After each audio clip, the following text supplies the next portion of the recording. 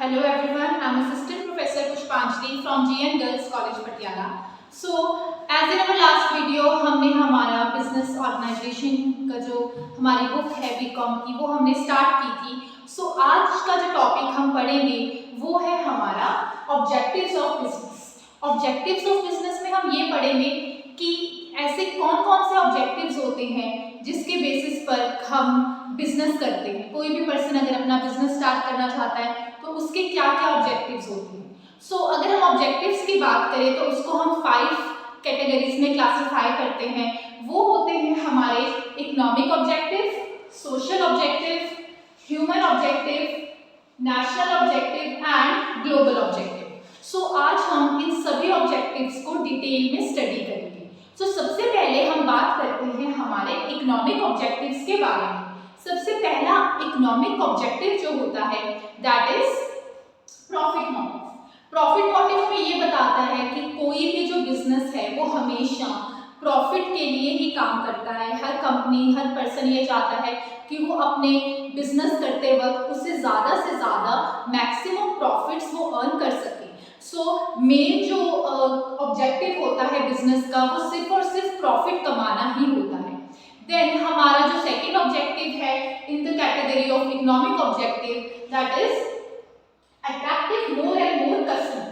जो बिजनेस है वो हमेशा ये चाहता है कि वो ज़्यादा से ज़्यादा कस्टमर्स को अपनी तरफ अट्रैक्ट करे. बिकॉज अगर जितने ज़्यादा कस्टमर उनकी तरफ अट्रैक्ट होंगे उनकी सेल्स उतनी ही ज़्यादा इंक्रीज होंगी, कस्टमर सेटिस्फाई होंगे और अगर कस्टमर सेटिस्फाई हो रहे हैं तो कंपनी के प्रॉफिट्स इंक्रीज होंगी जिससे कि बिजनेस जो है सक्सेसफुली रन कर पाएगा.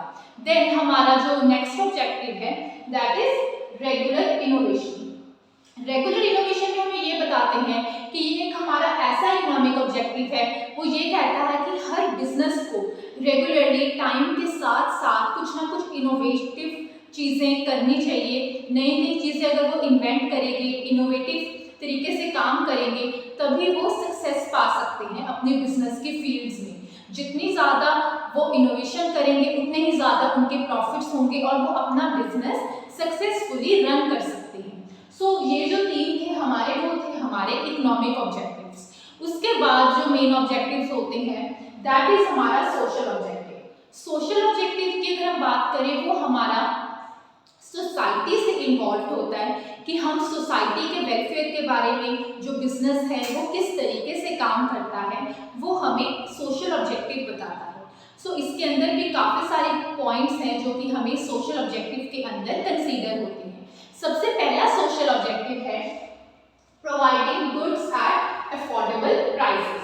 कि सोशल ऑब्जेक्टिव ये है कि हमें गुड्स जो है वो बिल्कुल अफोर्डेबल प्राइसेस पे मिल सके. क्योंकि हर कस्टमर ये चाहता है, जो कंज्यूमर्स हैं मार्केट में वो हमेशा उसी शॉपकीपर के पास या उसी के पास डीलिंग करना चाहते हैं जो उसे कम से कम प्राइस पर कोई आइटम या कोई भी प्रोडक्ट सेल करे. सो इसीलिए हमेशा जो बिजनेस है अगर कोई सेलिंग या परचेजिंग कर रही है, मैन्युफैक्चरिंग का बिजनेस है या कोई भी और तरीके का बिजनेस है तो वो ये देखते हैं कि वो जो भी वो गुड्स जो हमें प्रोवाइड करेंगे वो बिल्कुल अफोर्डेबल प्राइस पे हो.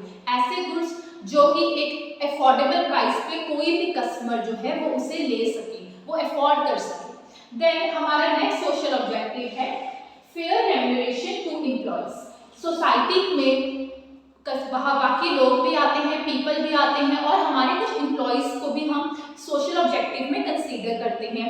सो उनका सोशल ऑब्जेक्टिव ये है कि उन्हें फेयर रेम्यूनरेशन मिले. फेयर एक अच्छी सैलरी हर कोई एम्प्लॉय चाहता है. अगर कोई भी पर्सन बिजनेस कर रहा है तो उसके एम्प्लॉयज़ यही चाहेंगे कि उन्हें एक फेयर रेम्यूनरेशन मिले उनके काम की.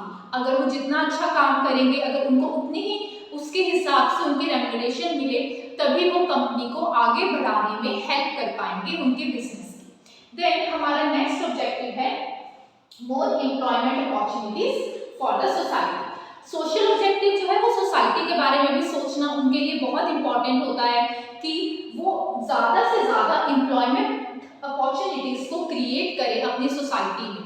अगर कोई भी पर्सन कोई बिजनेस इंडस्ट्री खोल रहा है या कोई बहुत बड़ा उन्होंने कोई बिजनेस ओपन किया है तो वो हमेशा अपने आसपास के जो लोग हैं उनको एम्प्लॉयमेंट प्रोवाइड करें, ज़्यादा से ज़्यादा लोगों को हायर करें अपने बिजनेस में काम करने के लिए। तो इस वजह से सोसाइटी का बेनिफिट होगा क्योंकि उन्हें एम्प्लॉयमेंट अपॉर्चुनिटीज मिल रही है। देन नेक्स्ट हमारा जो ऑब्जेक्टिव होता है that is generate profit to investors, कि हम जो इन्वेस्टर्स हैं, जो कंपनी इन्वेस्टर्स कौन होते हैं, जो कंपनी में पैसा इन्वेस्ट करते हैं और उसके बदले वो चाहते हैं कि उन्हें ज़्यादा से ज़्यादा गेन मिले। तो इसीलिए जो हम ये देखते हैं कि जो बिजनेस है वो जेन्युइन प्रॉफिट्स दे इन्वेस्टर्स को, क्योंकि इन्वेस्टर्स पैसा लगाएंगे तो हमेशा वो बिजनेस से प्रॉफिट्स एक्सपेक्ट करते हैं।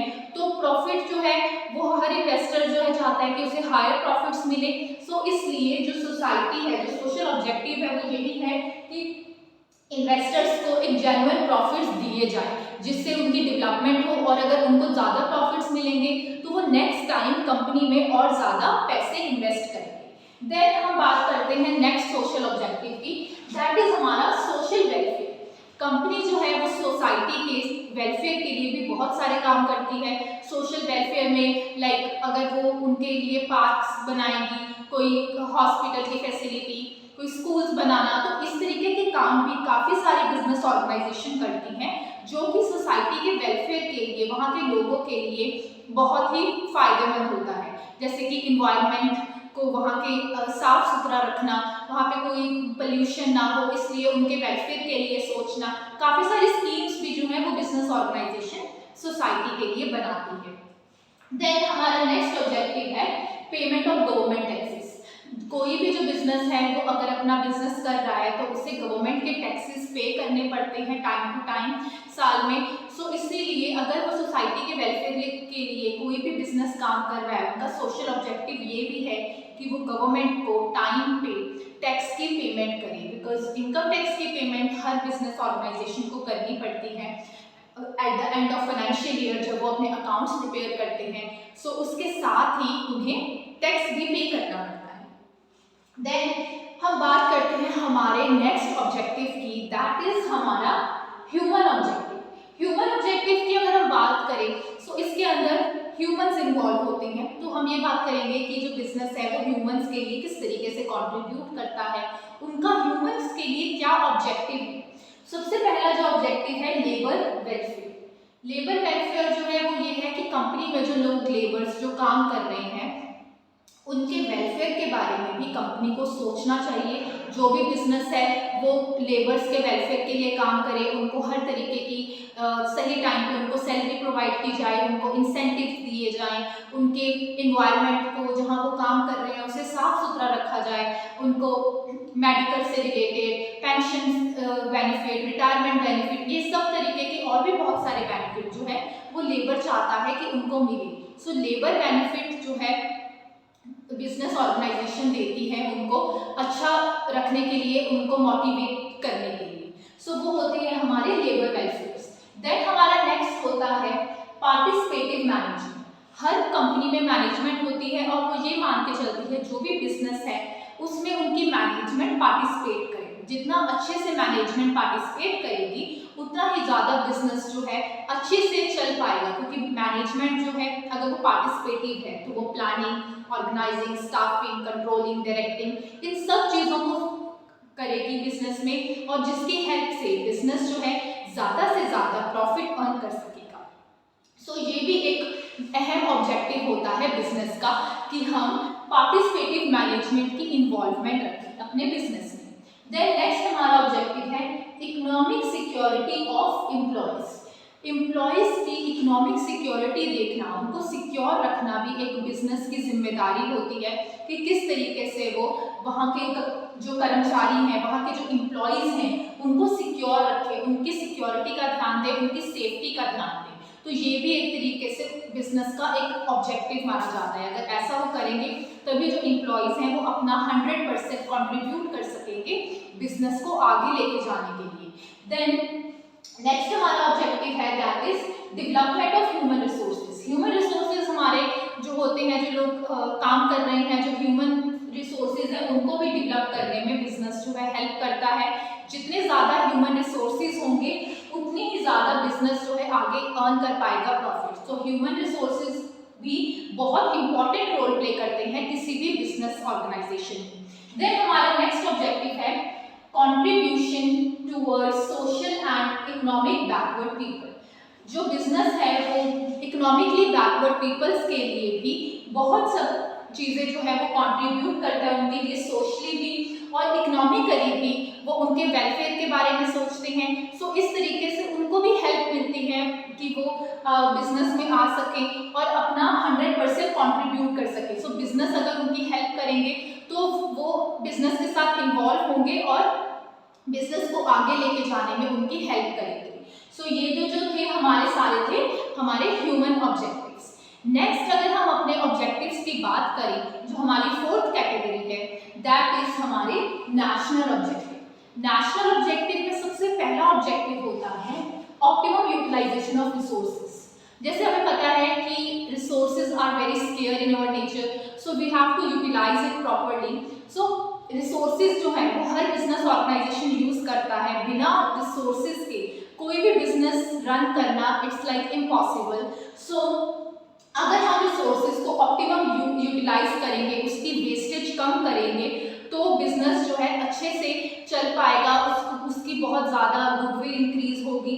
सो ये बेसिकली ये कहता है कि नेशनल ऑब्जेक्टिव हमारा यही है कि जो कंपनी है, हर कंपनी जो है वो रिसोर्सेज का बिल्कुल सावधानी से यूज़ करे, उसका ऑप्टिमम यूटिलाइजेशन करे और उसकी वेस्टेज कम करे। तो ये इससे क्या होगा, नेशन के लिए भी वो एक बहुत अहम चीज़ कंट्रीब्यूट कर रही है। देन हमारा नेक्स्ट नेशनल ऑब्जेक्टिव होता है सेल्फ इंडिपेंडेंट। ठीक है, कि जो भी ऑर्गेनाइजेशन है वो एकदम सेल्फ इंडिपेंडेंट बने, वो अपने बलबूते पे ही हर काम करे। सो अगर वो ऐसा करेंगे तो ही वो नेशन के लिए भी कंट्रीब्यूट कर रही हैं और अपने आप के लिए भी, जिससे कि वो मैक्सिमम प्रॉफिट्स गेन करेंगे और आगे बढ़ेंगे। देन हमारा नेक्स्ट नेशनल ऑब्जेक्टिव है क्रिएशन ऑफ एम्प्लॉयमेंट। जो ये भी नेशनल ऑब्जेक्टिव है कि जो बिजनेस है वो एम्प्लॉयमेंट क्रिएट करता है, जनरेट करता है। अगर चाहे वो कोई स्मॉल इंटरप्राइजेस हो या मीडियम स्केल कंपनीज हो या कोई लार्ज स्केल बिजनेस ऑर्गेनाइजेशन हो, तो वो हर कोई अगर कहीं पे भी इस्टेब्लिश होती हैं तो वो अपने साथ साथ जॉब अपॉर्चुनिटीज को लेकर आती हैं।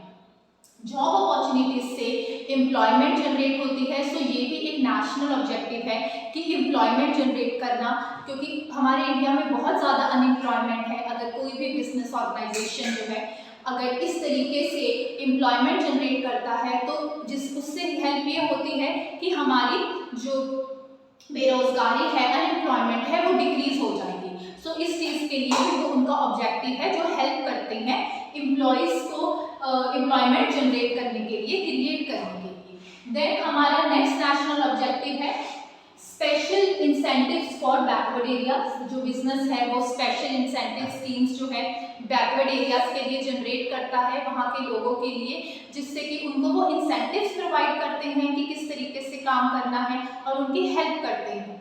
देन नेक्स्ट हमारा जो नेशनल ऑब्जेक्टिव है that is development of the country. जो बिजनेस है वो कंट्री के डेवलपमेंट में भी हेल्प करता है। किस तरीके से वो हेल्प करेगा, अगर बिजनेस ऑर्गेनाइजेशन जो है या कोई भी बिजनेस है अगर वो अच्छा अर्न कर रहा है, अपना पूरा बेस्ट कंट्रीब्यूट कर रहा है, तो इस वजह से वो कंट्री के लिए भी कुछ चीज़ कंट्रीब्यूट कर रहा है, उनके वेलफेयर के लिए भी और उसको डेवलप करने के लिए भी। तो इससे डायरेक्टली कंट्री पे असर पड़ता है। कोई भी बिजनेस ऑर्गेनाइजेशन अगर वो किसी भी तरीके का काम करती है तो अगर वो अच्छा काम करेगी तो कंट्री की डेवलपमेंट होगी। देन हमारा जो फिफ्थ ऑब्जेक्टिव है that is global objective. Global objective जो है वो हम ग्लोबली देखते हैं for all over the world. सबसे पहला इसमें ऑब्जेक्टिव आता है राइज स्टैंडर्ड ऑफ लिविंग। जो ग्लोबल ऑब्जेक्टिव ये है कि वो स्टैंडर्ड ऑफ लिविंग को इंक्रीज कर देता है लोगों की, उनका लिविंग स्टैंडर्ड, जैसे टाइम के साथ साथ अगर वो बिजनेस में कंट्रीब्यूट कर रहे हैं तो वो उनका लिविंग स्टैंडर्ड इंक्रीज होता है। उससे हेल्प मिलती है कि उन्हें हर चीज़ का, न्यू टेक्नोलॉजी का, न्यू इनोवेशन का पता चलेगा, जिससे कि उनका स्टैंडर्ड ऑफ लिविंग इंक्रीज होगा। देन हमारा जो नेक्स्ट ग्लोबल ऑब्जेक्टिव है that is reduce disparities among the nation. कि जो भी अगर कुछ प्रॉब्लम्स आती हैं तो हमारे नेशन में वो चीज़ भी रिड्यूस हो जाती है। अगर ये हमारा ग्लोबली अगर हम बिजनेस जो है वो ऑब्जेक्टिव पूरा करेगा तो नेशन जो है उसमें अगर कोई भी प्रॉब्लम्स है, डिस्पैरिटीज आती हैं तो वो भी डिक्रीज हो जाएगी।